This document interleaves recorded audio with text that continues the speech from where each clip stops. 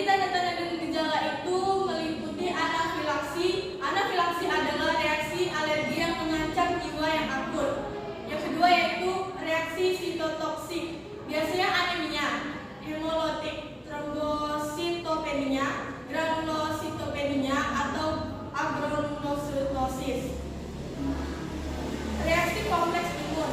Reaksi ini melibatkan penyakit serum seperti sindrom atau artalagia, demam malaries, dan urtikaria yang biasanya berkembang 7 hingga 14 hari setelah paparan antigen positif. Next, di sini ada diagnosis. Jadi ada selanjutnya ada anamnesis atau wawancara mengenai riwayat penyakit pasien. Pemeriksaan fisik, pemeriksaan penunjang seperti skin prick test atau SPT, dan tes intradermal atau tes di mana alergen diinjeksikan ke dalam kulit. Pemicu alergi. Beberapa substansi memicu alergi atau alergen yang umum ditemui meliputi makanan tertentu seperti makanan laut, susu, telur, dan kacang-kacangan, bulu hewan, tungau, serbuk sari, atau obat-obatan tertentu, dan bahan kimia tertentu seperti sabun, sampo, parfum, atau bahan latex. Selanjutnya ada faktor resiko alergi. Jadi faktor resiko alergi ini bisa terjadi karena usia, jenis kelamin, polimorfisme genetik, infeksi virus, faktor terkait obat seperti frekuensi paparan, rute administrasi, dan berat molekul. Faktor lingkungan. Semakin sering dan semakin lama seseorang terpapar dengan alergen tertentu, kemungkinan untuk menderita alergi semakin tinggi. Nah, di sini ada antihistamin. Jadi antihistamin ini adalah obat yang dimana mekanisme kerja histamin H1 antagonis reseptor meningkat reseptor H1 tanpa mengaktifkannya, mencegah peningkatan dan aksi histamin.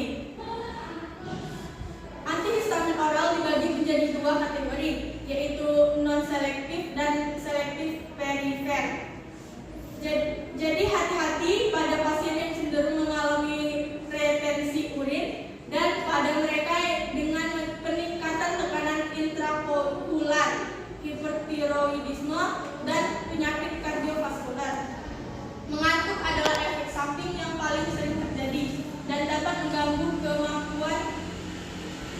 kemampuan mengemudi atau fungsi dengan memadai.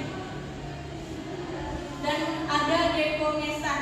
Jadi dekonesan ini topikal dengan spesifik adalah agen psikotimetik yang bekerja pada reseptor adrenaline di mukosa hidung untuk menghasilkan vasokonstriksi, mengecilkan pembengkakan mukosa, dan meningkatkan ventilasi. Dekonesan topikal dioleskan langsung ke mukosa hidung yang bengkak melalui tetes atau semprotan. Nah, selanjutnya ada pencegahan.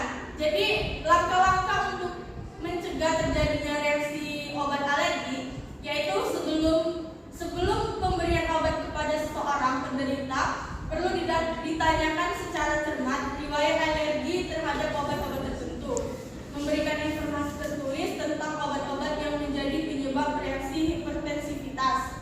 Dan yang ketiga ada daftar obat-obatan atau termasuk obat-obatan yang dijual bebas yang sering dihindari. Nah, ada juga non farmakologi. Jadi salah satu terapi alergi adalah pencegahan terhadap paparan alergen. Namun pencegahan alergi tidaklah mudah, apalagi jika alergen penyebabnya belum bisa dipastikan. Rumah harus kerap dibersihkan dan tidak boleh memelihara binatang. Sebaiknya tidak menggunakan bantal dari kapuk atau sebaiknya tidak menggunakan karpet. Di sini ada hasil evaluasi untuk keberhasilan pengobatan pasien dengan alergi obat atau pseudoalergi. Beberapa tujuan harus dilakukan, yaitu melakukan identifikasi dan dengan cepat mengatasi reaksi jika terjadi, mengedukasi pasien tentang reaksi, Hindari semua obat penyebab kontraindikasi jika kemungkinan. Pastikan pasien menerima obat yang mereka butuhkan atau alternatif yang sesuai. Alternatif yang cocok dapat menjadi desinfeksi obat. Pantauan pasien untuk reaksi samping obat.